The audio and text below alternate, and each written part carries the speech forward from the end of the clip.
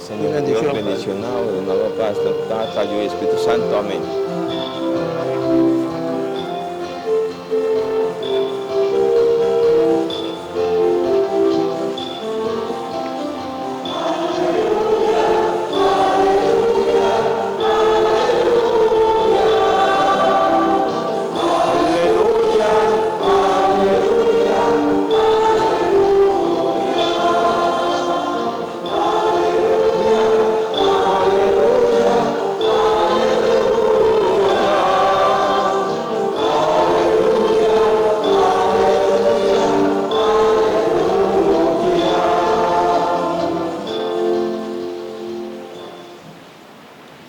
Senhor seja convosco. E com o Espírito. Proclamação do Evangelho de Jesus Cristo, segundo São Mateus. Glória a ti, ó Senhor. Nascimento de Jesus Cristo tomou lugar da seguinte maneira.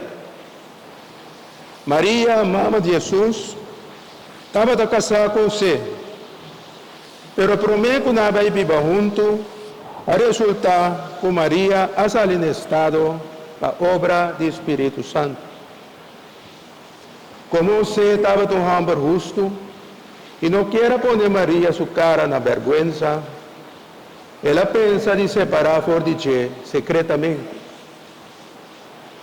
Mientras estava a pensar a ideia aqui, ángel do Senhor apareceu na Jé de sonho e avisou: José, descendiente de David, não tenha medo para tomar Maria como casal. E eu que te espera do Espírito Santo. Luego na luz no eu homem, e eu vou chamar eu Jesus, para sobrar, luego salva seu pueblo de pecado. Tu eres aqui a socio de, a palavra que o Senhor avisa para a boca do profeta, a queda cumprir. Mira, la Virgen lo sale na estado e de una luz na un hombre. Lo llamé Emmanuel, lo que significa Dios con nosotros. Ora se adelanta por de sueño, ella recibió María, su esposa, en su casa, manera ángel del Señor a mandar.